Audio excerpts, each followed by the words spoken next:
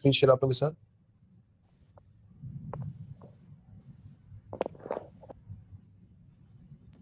जी sir हो रही है। जी सर हो रही है। चलिए यारिफ मुझे होस्ट बना दीजिए आप, ठीक है।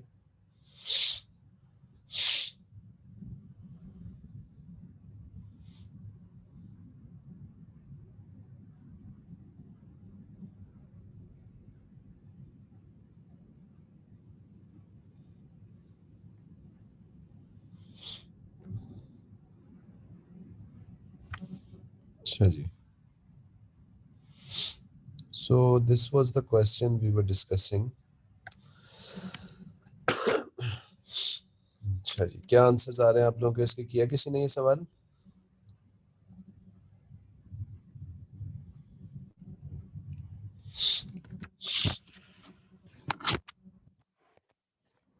जी, किसी ने किया ये क्वेश्चन?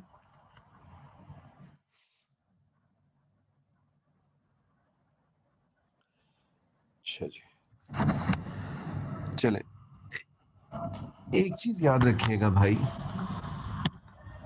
बड़ा बेसिक सा पॉइंट है। जब हमारे पास सिस्टम में कंजर्वेटिव फोर्स होती है,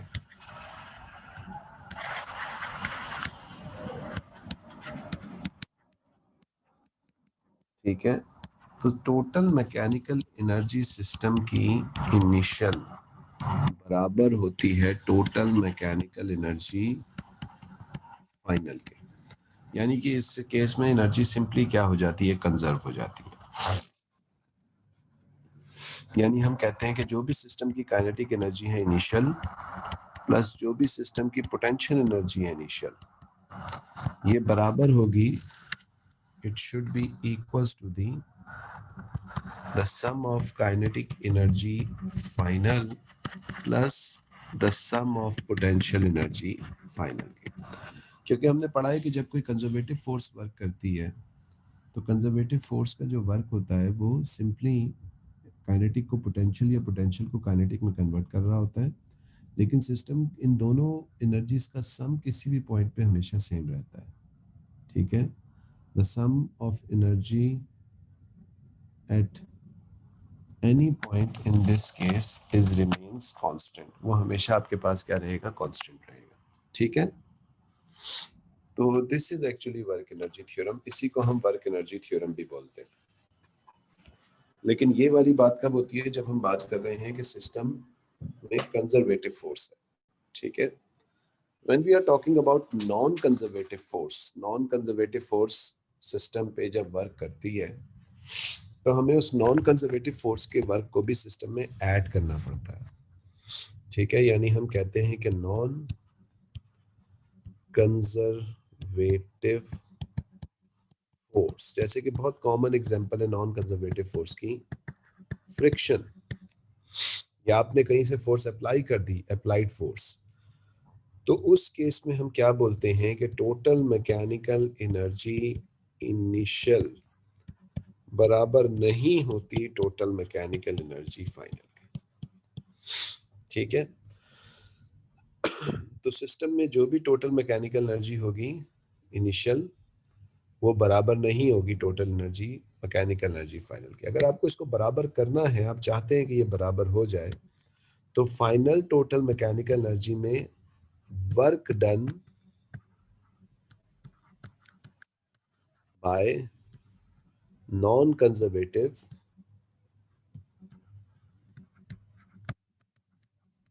फोर्स, उसको ऐड कर दीजिए।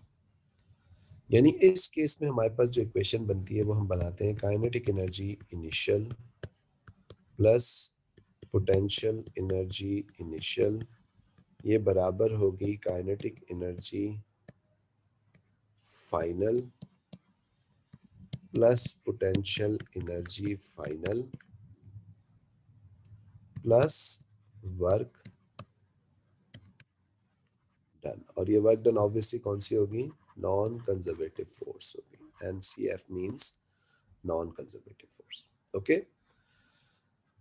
तो इसको कॉपी कर लीजिए जरा जल्दी से, फिर मैं इस क्वेश्चन इसको मैं अप्लाई करता हूँ, मैं आपको समझाता हूँ कि ये केस कौन सा वाला है।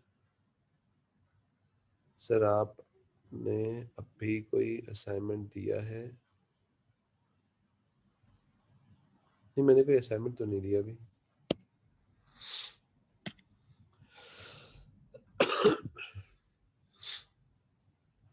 कॉपी हो जाए बता दीजिएगा। सर आपने वर्क डन के नीचे क्या लिखा है आखिरी स्टेटमेंट में? NCF, NCF means non-conservative force. Okay, NCF non-conservative। ठीक है,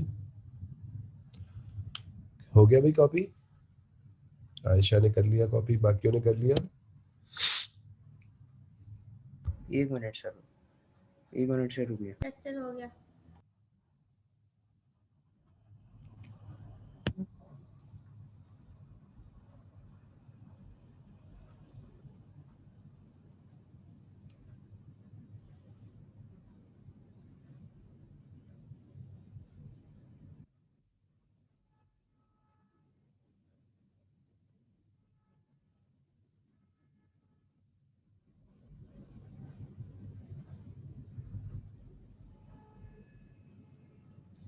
अच्छा जी, चले हो गया ये।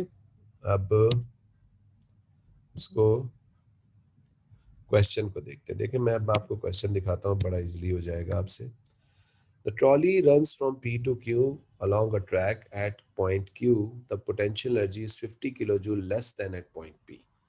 तो Q पे जो एनर्जी है वो पोटेंशियल एनर्जी वो 50 किलोजूल लेस है जितनी इसकी P पॉइंट पे थी।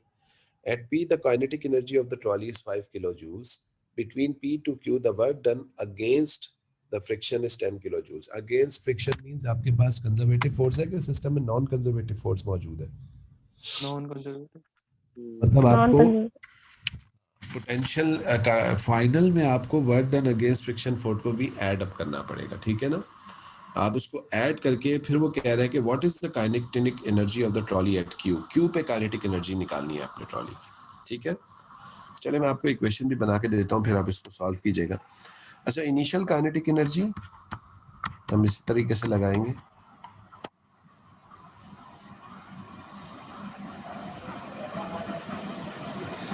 अच्छा, initial kinetic energy plus initial potential energy बराबर होगी काइनेटिक एनर्जी फाइनल जो हमें निकालनी है क्यू पे, ठीक है? यहाँ पे काइनेटिक एनर्जी फाइनल होगी, okay, plus potential energy final और plus work done by the friction force, ठीक है?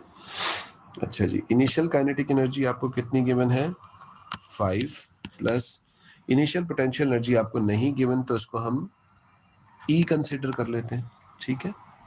Is equals to final kinetic energy आपको निकालनी है KE, ठीक है? और final potential energy Q point पे कितनी है? तो वो बता रहा है at Q the potential energy is 50 kilo less than P। तो अगर P पे आपने पोटेंशियल एनर्जी E कंसिडर की है तो Q पे कितनी होगी? E-50। E-50 हो जाएगा, बिल्कुल सही। और work done against the friction कितना आ रहा है? 10। 10। अब आप इसको सॉल्व करें, आंसर निकल आएगा, ठीक है? करें, मैं 1 सेकंड आया बस।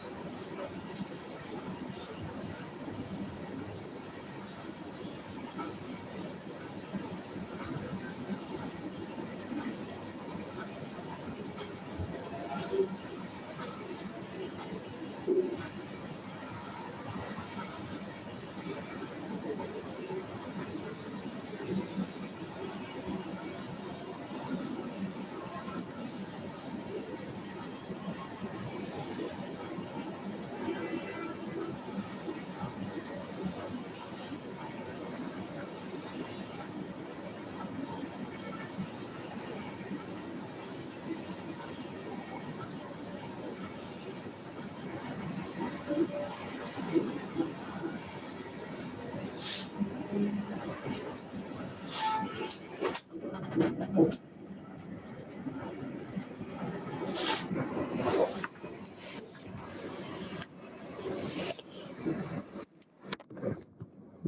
बच्चों, आई होप हो गया होगा क्वेश्चन।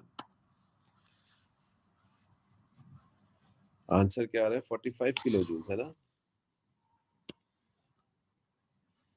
है भाई, यही आ रहा है ना आंसर? जी सर 45 किलो जूल आ रहा है। ठीक है, दैट्स वेरी सिंपल नाउ। ठीक है, और 45 नहीं आ रहा होगा यार, क्या हुआ? गलती की है कोई, मुझे लग रहा है। एक मिनट देख लेता हूँ मैं भी। अच्छा जी, नहीं सर 45 ही आ रहा है। ये +10 उधर जाके -10 हो जाएगा, ये -50 उधर जाके +50 हो जाएगा, यानी हो जाएगा 5 -10 माइनस, सॉरी, बल्कि इसको पहले पूरी टर्म को लिख लेते हैं जो पहले थी।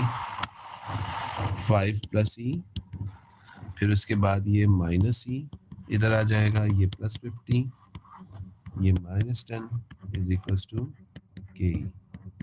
ठीक है, ये +e ये -e कैंसिल आउट हो गया। ठीक है, और ये 5, हाँ 10, ठीक है, 45 ही आएगा। काइनेटिक एनर्जी 45 सही है। ठीक है,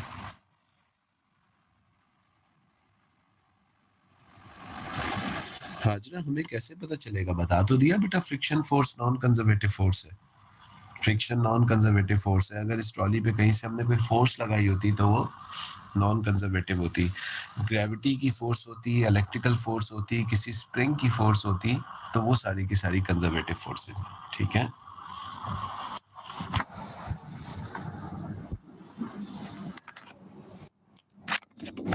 तो इस तरीके से हमारे पास ये कंजर्वेटिव नॉन कंजर्वेटिव फोर्सेस के क्वेश्चन जो हैं ये सॉल्व होंगे। ठीक है जी, कोई लेटेस्ट क्वेश्चन मैं आप लोगों को करवाता हूँ अभी, जो 2020 में आया हो अगर वर्क एनर्जी पावर का, तो वो क्वेश्चन भी ज़रा कर लेते हैं। ठीक है, लेट्स सी कि वो कंजर्वेटिव है या नॉन कंजर्वेटिव का है, या आया भी है वर्क एनर्जी पावर, आया भी था या नहीं आया था। Let's see that. This is the paper I am showing you right now. It is May June 2020, paper 2-1। ठीक है, इस पेपर में सबसे पहले एक होमोजेनिटी प्रिंसिपल का सवाल आया हुआ है, सिस्टमैटिक एरर्स, फिर ये क्वेश्चन आया हुआ है। I believe we done this question, projectile motion का सवाल था ये। ठीक है,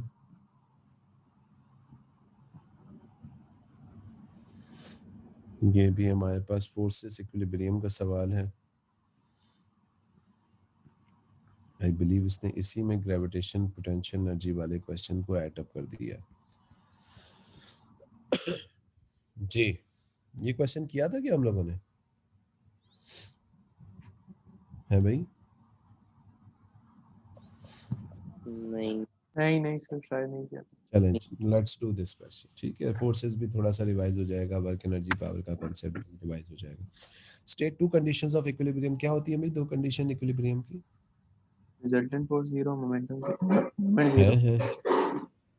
the sum resultant of force 0 और मोमेंट 0 होगा ना। Sum the of sum of, all force.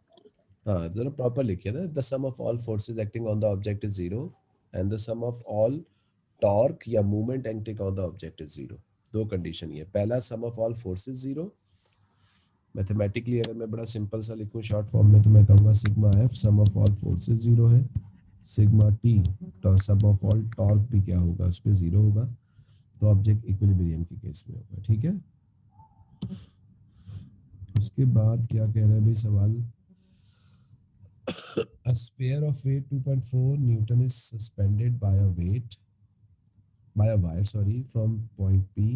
A horizontal string is using to hold the sphere in equilibrium with the wire at an angle of 53 degree to the horizontal as shown in figure 3.1. Calculate the tension in the wire. Wire में आपको tension को calculate करना है। ठीक है जी, तो wait 2.4 है, horizontal force भी हमें नहीं बताई हुई। ठीक है, तो दो फोर्सेस हमें नहीं पता। बाय द वे कैसे निकलेगी भाई ये दोनों फोर्सेस? टेंशन भी मांगी होगी, फिर यकीनन एफ भी मांगा होगा।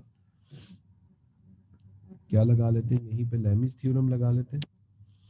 तो लेमिस थ्योरम अगर लगेगा तो ये टी एंगल तो साइन बच्चों ने थीटा होगा। है,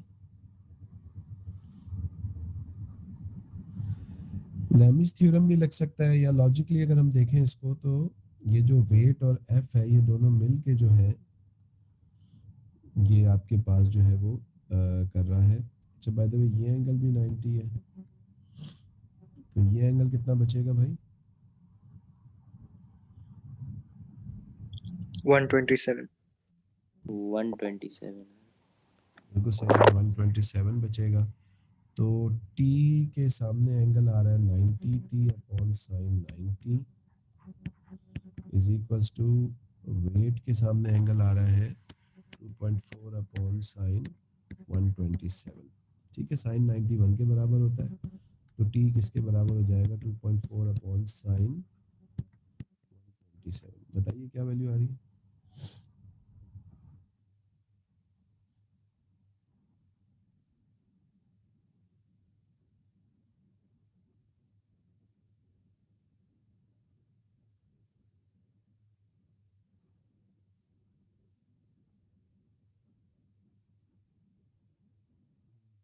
क्या वैल्यू आ रही है भाई?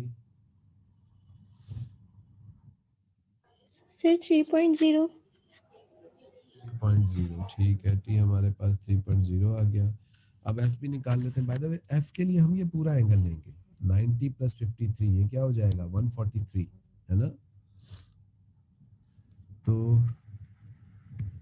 F upon 143 is equals to W यानी 2.4 अपॉन 127। तो सारी साइन लगेंगे दोनों में, साइन, तो f is equals to 2.4 sine 143 divided by sine 127। बताइए क्या वैल्यू आ रही है f की? सर 120 1.8 आ रही है। 1.8। तो f आया हमारे पास 1.8 न्यूटन और t आया है हमारे पास 3.0 न्यूटन। ओके, कोई क्वेश्चन है इसमें किसी को?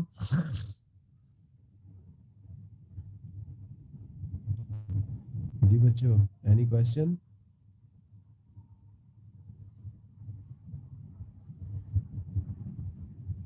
कोई क्वेश्चन है? आयशा, हसन,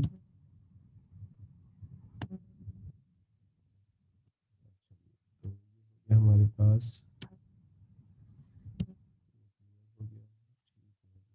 देते हैं फोर्सेस में लिख के लेने देता हूँ क्योंकि माइंड में possible they will be used afterwards as well. ये हो गया हमारा। The wire has a circular cross section area and diameter is stress ये हमने अभी पढ़ा नहीं है, लीव इट। ठीक है, ये यार डिफॉर्मेशन में आएगा। इसके बाद कह रहा है the string is disconnected from the sphere then swing from initial rest position to illustrated in figure 3.2। तो हमने जो है ये स्ट्रिंग रिमूव कर दिया है भाई। ठीक है, तो ये हमने नोटिस कर रहे हैं कि ये स्विंग की आपके पास यहाँ से यहाँ तक, यानी कुछ हाइट जो है ये चेंज करता है। The sphere reaches the maximum speed when it is at the bottom of the swing at position B, यानी ये ए से बी तक जा रहा है, ए पे इसके पास पोटेंशियल एनर्जी और ये बी पे जाएगा तो वो काइनेटिक एनर्जी में कन्वर्ट होगी। जी Hazra, no air resistance, conservative forces काम कर रही हैं या नॉन कंजर्वेटिव फोर्सेस काम कर रही हैं? कंजर्वेटिव। कंजर्वेटिव काम कर रही हैं, ठीक है। और कौन सी है कंजर्वेटिव फोर्स यहाँ पे? जी बेटे, कौन सी फोर्स है कंजर्वेटिव यहाँ पे?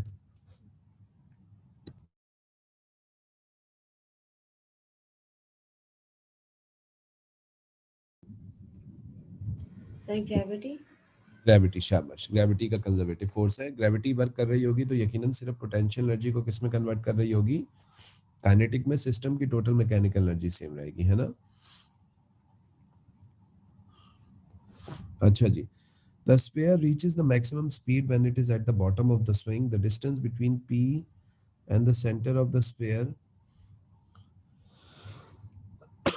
the distance between P and the center of the sphere is 75 centimetre. P क्या है भाई, एक मिनट जरा देख लें. P अच्छा वो पॉइंट है ऊपर वाला, ठीक है. Air resistance is negligible and energy losses are negligible. Show that the vertical distance h between AB is 15 centimetre. जी, तो 15 सेंटीमीटर का इसने डिस्टेंस ट्रेवल किया है, आपको ये शो करना है. ये कैसे शो होगा भाई?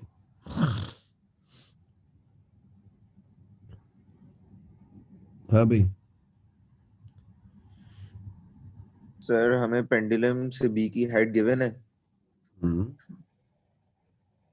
तो हम जो सर साइन रूल लगा देंगे तो 53 से हमारे पास सामने वाली हाइट आ जाएगी, पर जो एंगल 90 डिग्री तक की. क्या चीज? सर एंगल गिवन है ना, तो साइन रूल लगा सकते हैं. एंगल गिवन है तो साइन रूल लगा सकते हैं. अच्छा, फिर उससे लगाइए. हाइट एच आ जाएगी जब फुल परपेंडिकुलर को माइनस करेंगे. ठीक है, करिए, निकालिए. ठीक है सर.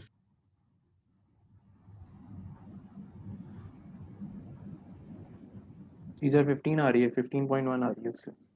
ठीक है, सिंपली क्या किया आप लोगों ने? 75 साइन 53 ना. जी ठीक है. हाँ भाई, बाकियों को समझ आई है कहानी?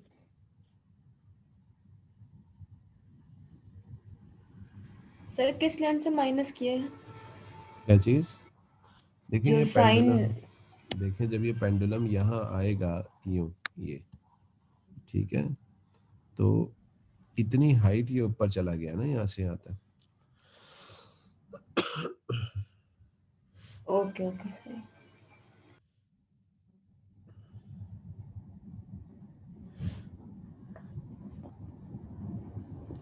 हो गया जी ये प्रूफ भी. 15 सेंटीमीटर है.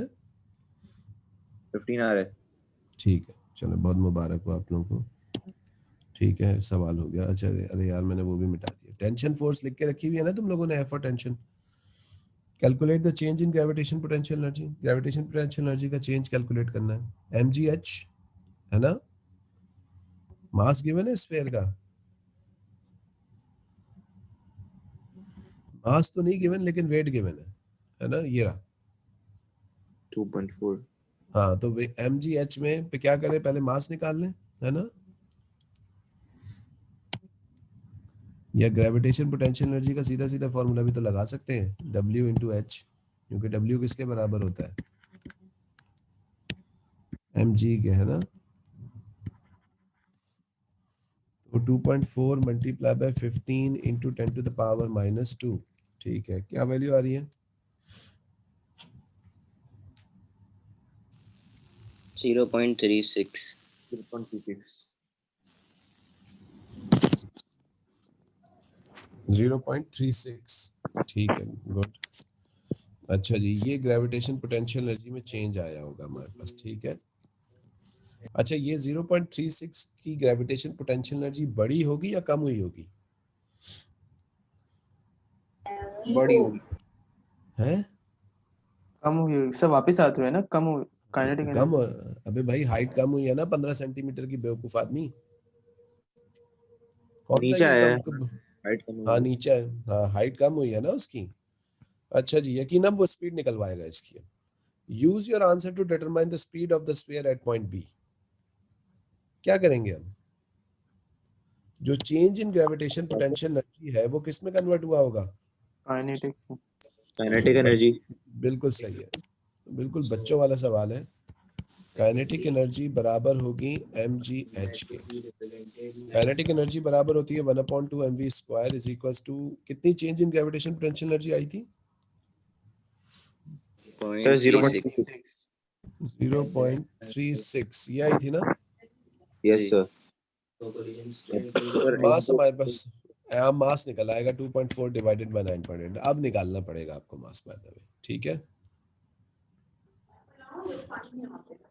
ठीक है भाई, तो ये हो जाएगा हमारे पास v is equal to under root हो जाएगा ये 2 टाइम्स 2.4 डिवाइडेड बाय 9.8। नहीं भाई गलत हो गया, ये अपॉन में जाएगा। ये तो नीचे आ जाएगा ना, हाँ सही है, master 2 times multiply by 3.6 upon 0.36 sir, क्या मास कितना आया 0.245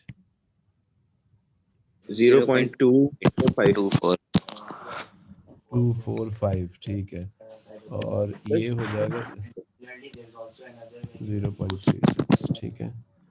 अच्छा मैं एक्चुअली मैं ऐसे नहीं करता, मुझे ये पसंद नहीं आ रहा ये तरीका, पता नहीं मुझे क्यों तकलीफ हो रही है करते हुए। मैं होता तो मैं इसको ऐसे करता, सिंपली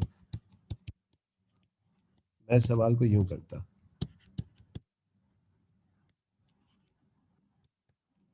आंसर 1.72।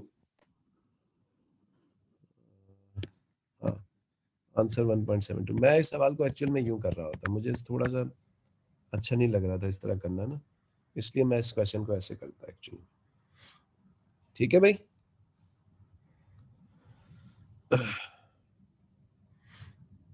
कोई क्वेश्चन पूछना है इसमें?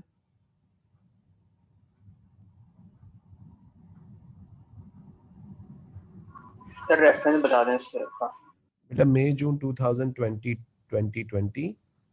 ठीक है, और जो पेपर कोरोना की नज़र हो गया, और उसका question number 13 sir number same के आ रहा साथ, है 13 आपके वाले नंबर से। है। क्वेश्चन नंबर 3 है। ठीक है। अच्छा इसी ईयर का क्वेश्चन 22 का पेपर 22 में भी देखते हैं क्या सवाल आया था। ठीक है, अब सोचो तुम लोग यार, इतने आसान सवाल आते हैं, फिर तानी क्यों नहीं लोग करते इसको ठीक से। इस 13 नंबर के सवाल में कुछ भी नहीं था ऐसा सच कि कोई बड़ी मुश्किल चीज हो। अच्छा जी, चलें ये वर्क डन का सवाल गिवन है। ठीक है भाई, करते हैं इस क्वेश्चन को। What is meant by work done? What is meant by work done? The product of force into displacement in the direction of force, या the change of energy from one form to another form। ठीक है जी, clear है ये? उसके बाद क्या कह रहा है? The ball of mass 0.242 kg drop from the top of the building. The ball falls from the rest through the vertical distance is 78 meter to the ground. Air resistance is significant. Air resistance है, हाजरा है, conservative force है नहीं है, ये non conservative force है या नहीं है? सर नॉन कंसिडरेटिव फोर्स है। सिग्निफिकेंट उसका कुछ है, इफेक्ट है ना। ठीक है, यानी कुछ ना जी। कुछ एनर्जी लॉसेज होगी, वो कुछ वर्क करेगी। Is significant so that the ball reaches the constant terminal velocity before hitting the ground. ठीक है, the ball hits the ground with the speed of 23 metres पर सेकंड। Calculate for the ball falling from the top of the building to the ground the decrease in gravitation potential energy. जी, तो decrease कितना decrease हुआ होगा? 78 metres वो गिरी है। मास कितना है बॉल का?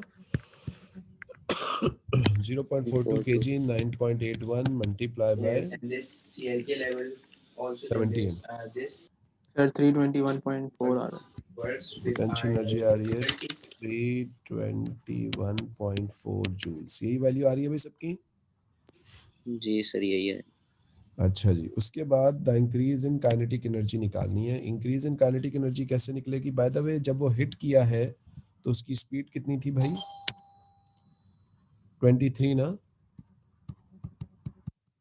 फार्मूला लगेगा 1/2 mv स्क्वायर, और काइनेटिक एनर्जी बराबर होगी 1/2 m 0.42 मल्टीप्लाई बाय 23 का स्क्वायर। कितनी आ रही है काइनेटिक एनर्जी? 111। 111। सर अगर ये एयर रेजिस्टेंस नहीं होती तो इसमें क्या मतलब काइनेटिक एनर्जी सेम रहती फिर? जी बिल्कुल, फिर वो कंजर्व हो जाती। ठीक है, 111 आ रही है। ठीक है भाई। अच्छा तो बाकी एनर्जी कहाँ गई? वर्क अगेंस्ट एयर रेजिस्टेंस में। बिल्कुल लॉस हो सही, गई। बिल्कुल सही, यानी कॉन्सेप्ट बन गया आप लोगों के दिमाग में। वेरी गुड, शाबाश। अब कॉन्सेप्ट अगर बन गया है तो वो यकीनन एयर रेजिस्टिव फोर्स भी निकलवाएगा आपसे। Use your answer in B1 to determine the average resistive force acting on the ball as it from the top to the building to the ground. By the way, एक बात बताइए, ये ball यूं गिर रही थी इस तरीके से और फ्रिक्शनल फोर्स या रेजिस्टिव फोर्स यूं काम कर रही थी, तो बताइए हम कौन से वाले डिस्टेंस को लेंगे, क्योंकि वर्क कैलकुलेट करना है ना हमें रेजिस्टिव फोर्स का, work done against resistive force हुआ है ना, तो डिस्टेंस कौन सा लेंगे हम जिसमें जो है बॉल ट्रेवल की है?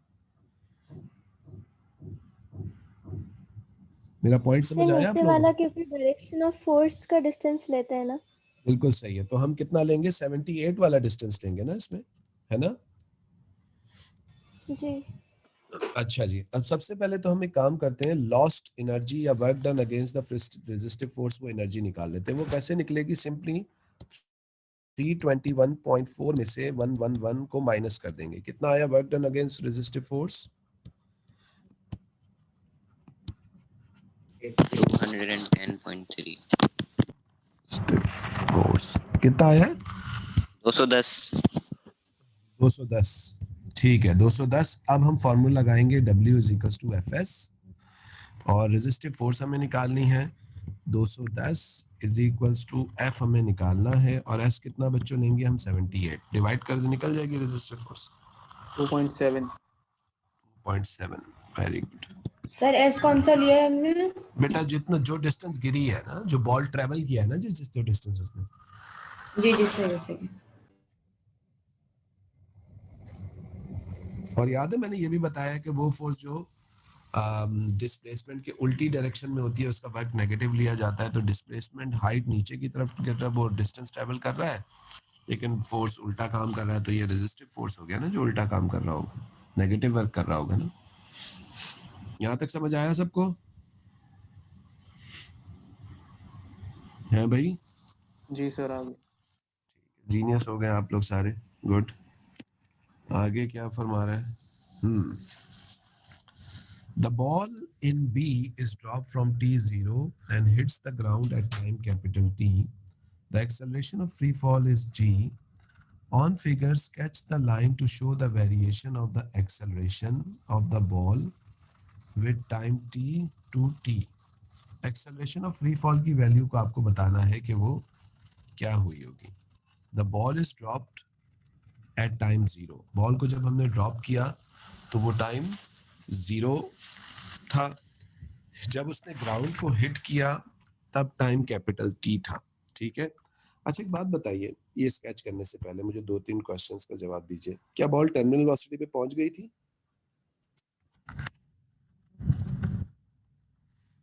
जी, जी सर। बॉल टर्मिनल पे पहुंच गई थी। टर्मिनल पे पहुंचने का मतलब यह है कि उसकी वेलोसिटी कांस्टेंट हो गई थी। वेलोसिटी कांस्टेंट होने का मतलब है कि एक्सेलरेशन कितनी हो गई होगी? 0 0 हो गई होगी। अच्छा जी, तो ये ग्राउंड पे गिरने से पहले ही टर्मिनल पे पहुंच गई थी। Air resistance is significant so that the ball reaches the terminal constant velocity before hitting the ground. Ground के हिट करने से पहले ही टर्मिनल पे पहुंच गई थी। मतलब आपको इस ग्राफ में एक्सेलरेशन को कैपिटल टी के ऊपर जीरो करना चाहिए या उससे थोड़ा सा पहले जीरो कर देना चाहिए?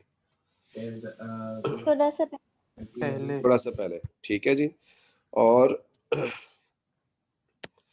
क्या एक्सेलरेशन लीनियरली डिक्रीज होती है या आपके पास जैसे जैसे ऑब्जेक्ट की स्पीड बढ़ती जाती है वैसे वैसे ये रेजिस्टेंस डिक्रीज होती जाती है? Non linearly. Non linearly.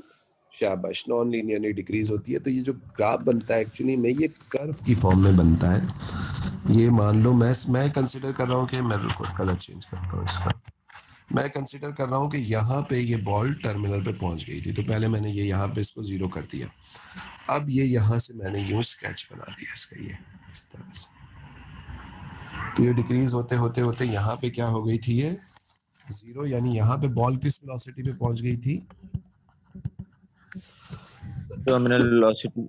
और उसके थोड़ी सी देर बाद तो फिर वो जमीन से टकरा गई टी टाइम पे। ठीक है जी, इज दैट क्लियर? सर हमने ग्राफ उल्टा क्यों स्केच किया? क्योंकि वेलोसिटी डिक्रीज हो रही है ना बच्चे। वेलोसिटी सॉरी एक्सेलरेशन डिक्रीज हो रही है ना, एक्सेलरेशन का ग्राफ है, वेलोसिटी का थोड़ी है।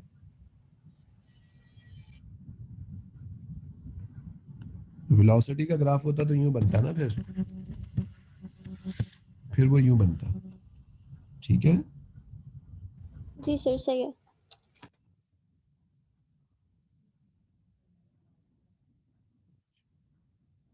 किसी ने कोई सवाल पूछना है?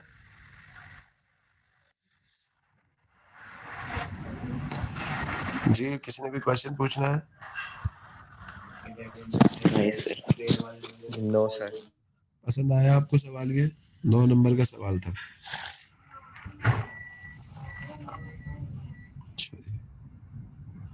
और कोई किसी की कोई फरमाइश?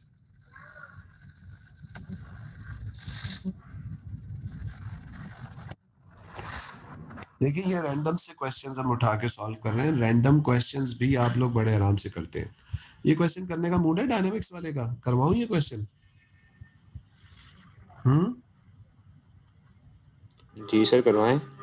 चलें जी करते सर। हैं। चलें करते हैं जी। Figure 2.1 shows a velocity time graph of an object moving in a straight line. Determine the expression in terms of u, v, t for the area of the graph. Area of the graph की आपको expression बनानी है। ये trapezium बन रहा है ना? जी जी trapezium. Trapezium का हमारे पास एरिया का क्या फॉर्मूला होता है? Area is equal to 1/2 base h1 plus h2। Area is equal to 1/2 base हमारे पास है t, और h1 क्या है हमारे पास? u, और h2 क्या है? v। तो किसके बराबर आ रहा है एरिया हमारे पास? Area is equal to u plus v upon 2 into t. अरे किसी इक्वेशन ऑफ मोशन से नहीं मिलता हुआ मिल रहा है। जी सर ये जी सर मिल रहा है। ये वो इक्वेशन ऑफ मोशन है जिसमें एक्सेलरेशन एक्सेलरेशन एस इज इसमें नहीं इक्वल्स है। टू हाँ थर्ड या, और फोर्थ वाली। ऑब्वियसली वेलोसिटी का S- जो एरिया होता है वो डिस्प्लेसमेंट के बराबर होता है। ठीक है ना?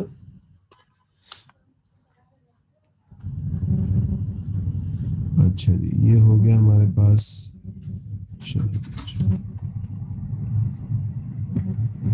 अब बुने state the quantity represented by the area. ओ भाई बहुत बहुत मुश्किल क्वेश्चन। ठीक है, anyways displacement obviously. The ball is kicked with the velocity 15 meters at an angle 60 degree to the horizontal. The ball then strikes the vertical wall at an instant when the path of the ball becomes horizontal. यानी जब बिल्कुल horizontal हुई थी तब वो ground से टकराई है। इसका मतलब है बिल्कुल horizontal हो गई थी तो vertical velocity कितनी हो गई थी यहाँ पे? जी जब जीरो हो गई थी बिल्कुल, जिसका मतलब है कि जब वो बॉल से टकराई है तो वो अपनी मैक्सिमम हाइट पे पहुंच गई थी, क्योंकि बॉल जब अपनी मैक्सिमम हाइट पे पहुंचती है तब उसकी वेलोसिटी जो है ना वो जीरो हो जाती है। ठीक है जी, क्या बोल रहा है? Assuming that air resistance is negligible considering the vertical motion of the ball, calculate the time taken for the ball to reach the max to the ball. जी बॉल तक जाने का टाइम निकालना है, कैसे निकलेगा?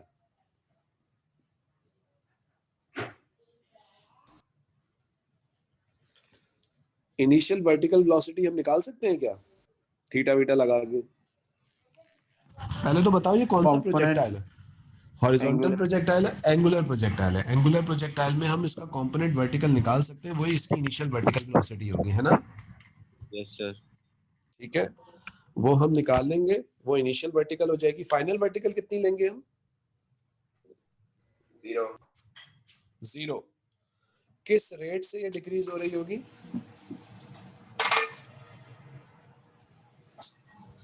डालना पड़ेगा। हाँ भाई किस रेट से डिक्रीज हो रही होगी? 9.81। 9.81 से। डिस्टेंस का कहीं जिक्र है कि कितना डिस्टेंस ट्रेवल किया उसने ऊपर जाने के लिए? नहीं नहीं कौन सी इक्वेशन है जिसमें डिस्टेंस नहीं होता? v square minus a। पहली वाली। पहली वाली। हाँ, पहली v वाली। इक्वल्स टू ठीक u है प्लस 80। ठीक है, तो v is equal to u plus 80। v is equal to u plus 80। कोई बच्चा मुझे बताएगा कि इसकी वर्टिकल वेलोसिटी इनिशियल कितनी है? 15 Sir, sin 12.9 6 कितनी आया? 12.99 12.99 13 कर लो यार इसको, या चलो 12.99 ही ले।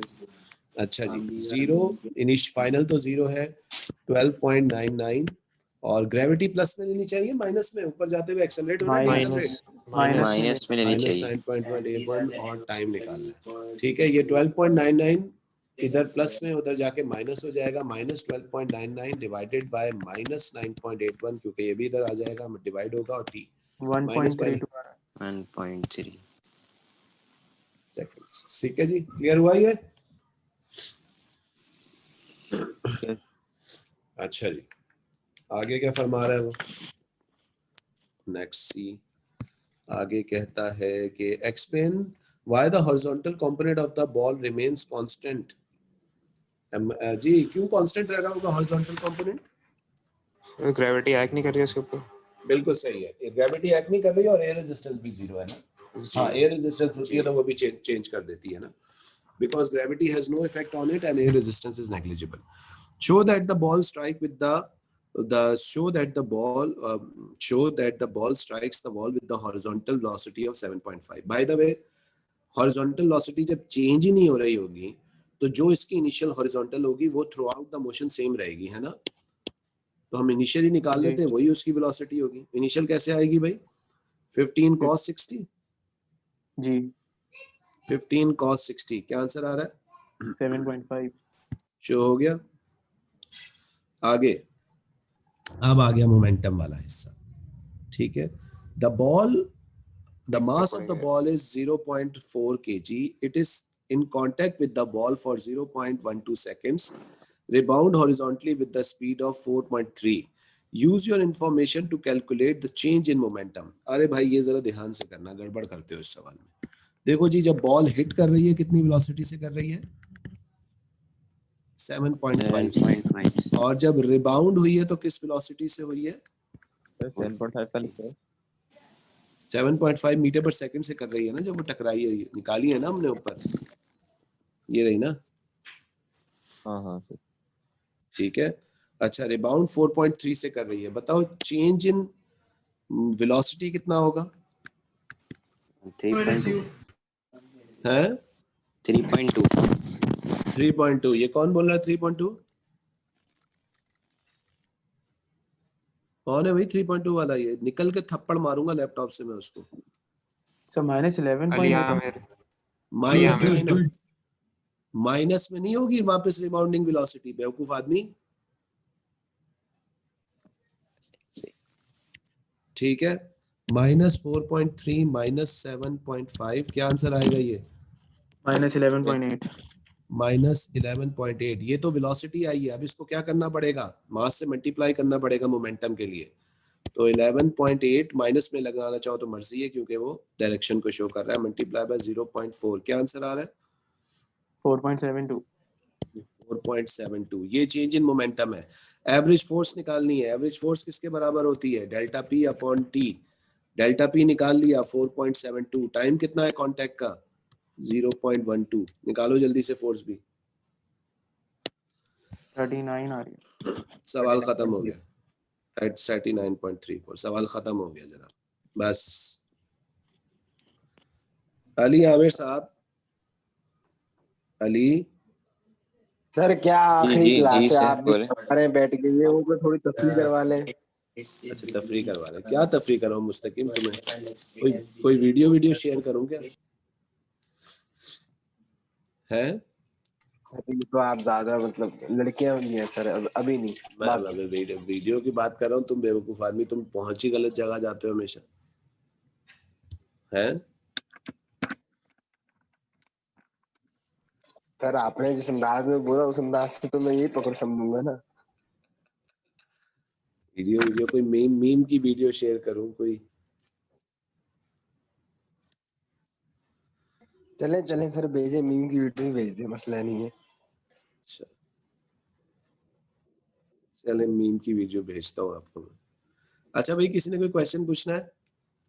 वरना 2 मिनट रह गए, मेरे ख्याल है बस करते हैं, आज बहुत हो गया। पेपर कैसा है सर क्या रहे पेपर में? पेपर बहुत आसान सा है, इंशाल्लाह आप लोग आराम से कर लेंगे, बस सोच समझ के कीजिएगा पेपर को, ठीक है। ऊपर से टॉप करेंगे नीचे से लेंगे? आप मुस्तकीम ऊपर से टॉप कर सकते हैं।